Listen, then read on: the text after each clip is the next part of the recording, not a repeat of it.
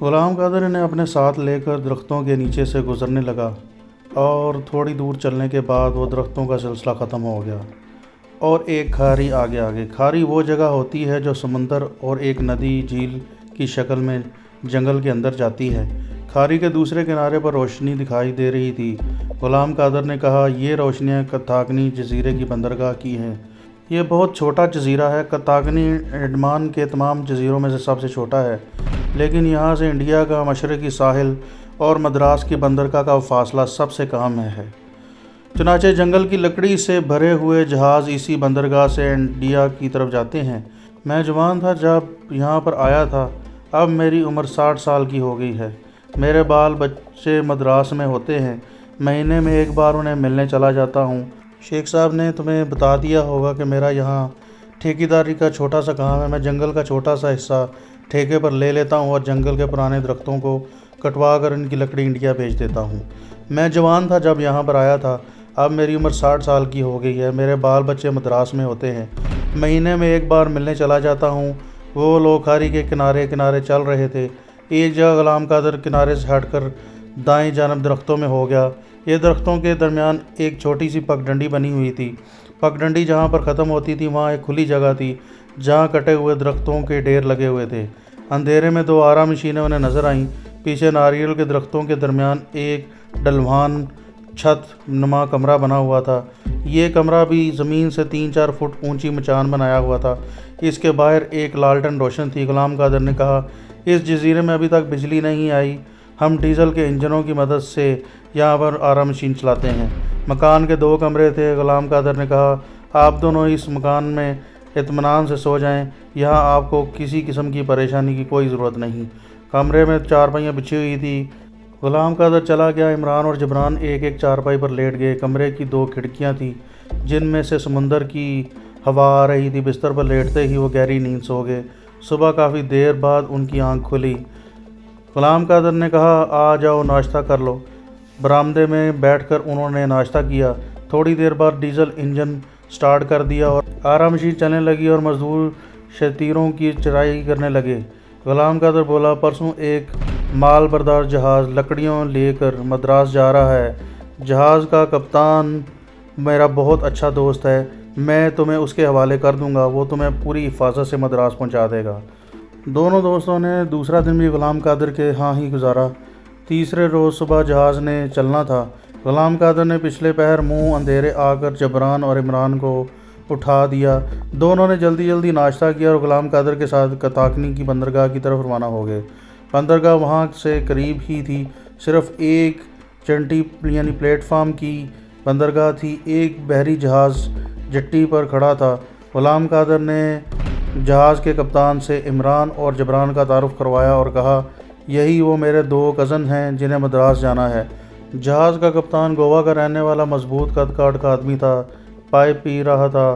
اس نے بڑی گرم جوشی کے ساتھ عمران اور جبران کے ساتھ ہاتھ ملایا اور بولا، نو پرابلم، ہم تمہیں مدراس پہنچا دے گا۔ قادر بولا، عمران اور جبران کو کپتان کے حوالے کر کے وہاں سے چلا گیا۔ کپتان دونوں کو جہاز کے اوپر والے ڈیک پر لے آیا اور کہنے لگا، یہاں تم لوگ کیبن میں رہے گا کہ ڈیک ایک جانب چھوٹا سا کینٹین بنا ہوا ہے۔ کپتان بولا، کھانے کے ٹائم پر تم لوگ نیچے کینٹین میں آئے گا اور میرے ساتھ کھانا کھائے گا، نو پرابلم۔ اور کپتان چلا گیا۔ تھوڑی دیر بعد یہ مال بردار جہاز مدراس کی طرف اپنے سمندری سفر پر روانہ ہو گیا۔ کپتان نے انہیں بتایا تھا کہ کتاکنی سے مدراس کی بندرگاہ کا فاصلہ 350 سمندری میل ہے اور جہاز تیسرے دن مدراس پہنچے گا۔ سمندر پر سکون تھا۔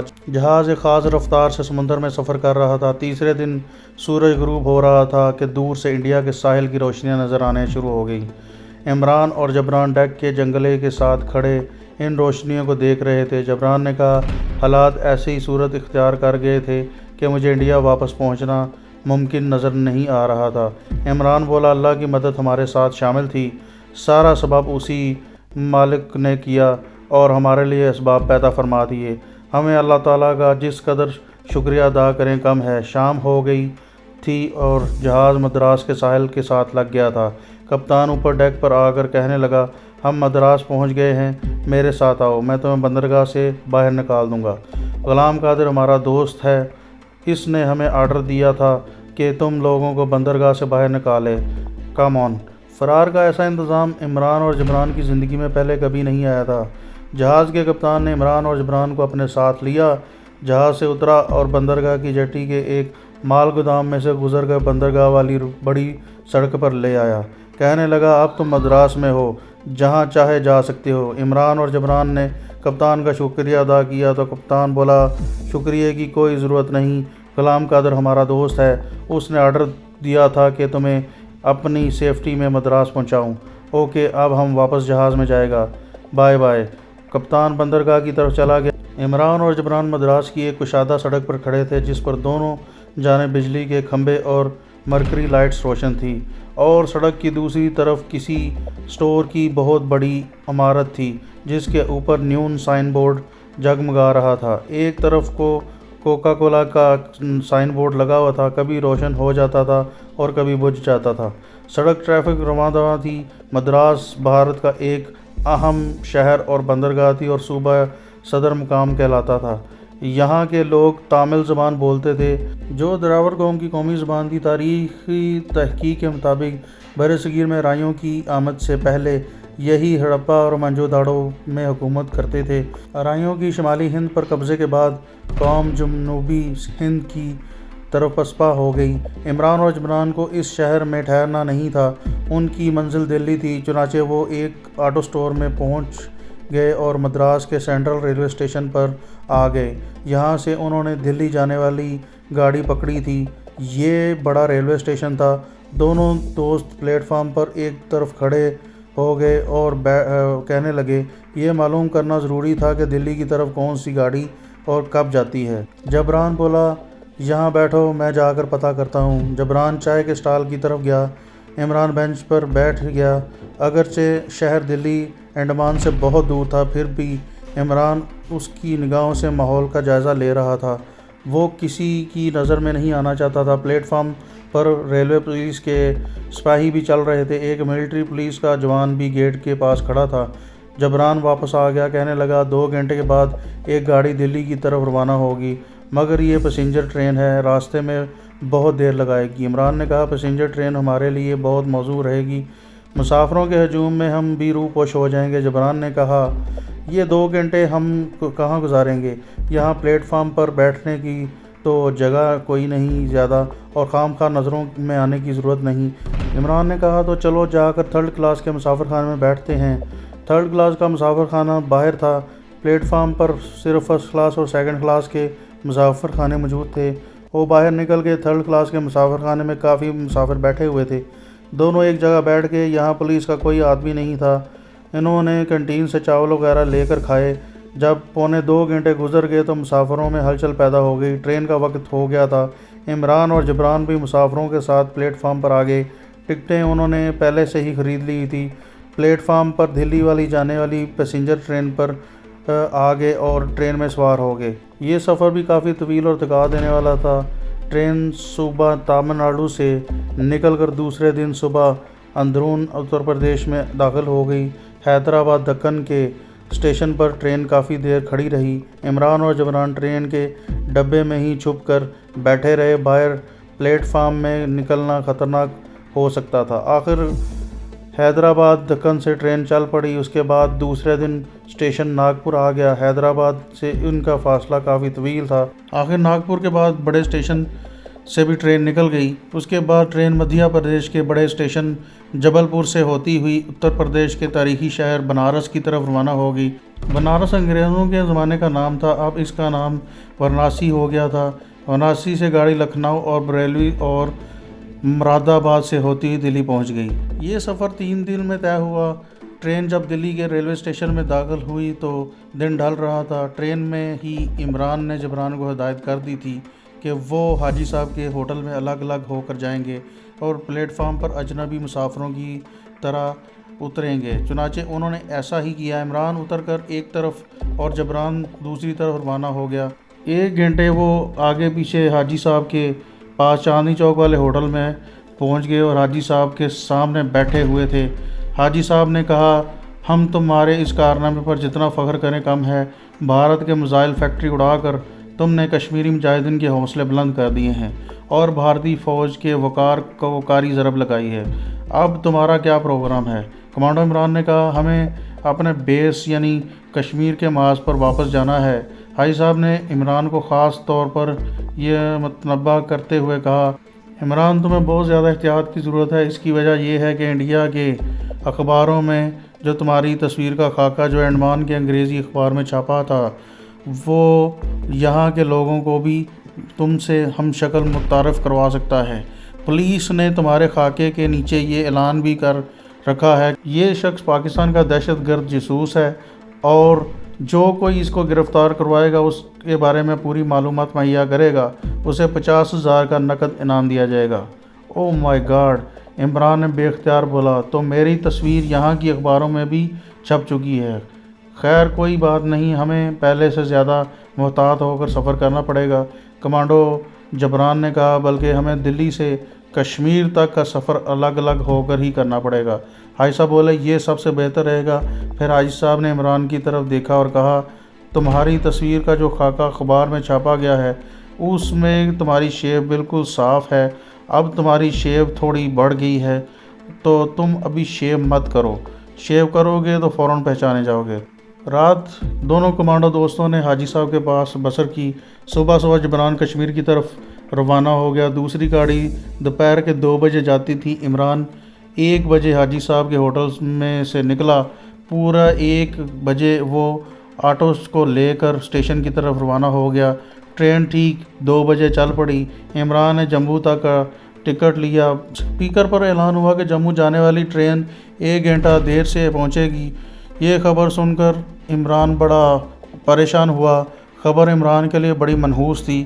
اسے مزید 1 گھنٹہ پلیٹ فارم پر بسر کرنا تھا جہاں سے کوئی اسے دیکھ سکتا تھا، لیکن مجبوری یہ تھی کہ وہ واپس حاجی صاحب کے ہوٹل میں بھی نہیں جا سکتا تھا۔ یہی سوچ کر وہ وہاں بیٹھ گیا اور 1 گھنٹے کی تو بات ہے گزر جائے گا، لیکن اس 1 گھنٹے میں کیا کچھ ہونے والا تھا اس کی خبر عمران کو بھی نہیں تھی۔ وہ کچھ دیر تو بینچ پر بیٹھا رہا، پھر اٹھا اور پھر ٹہلتا پلیٹ فارم کے اس سرے کی طرف چلا گیا جہاں کوئی مسافر نہیں تھا۔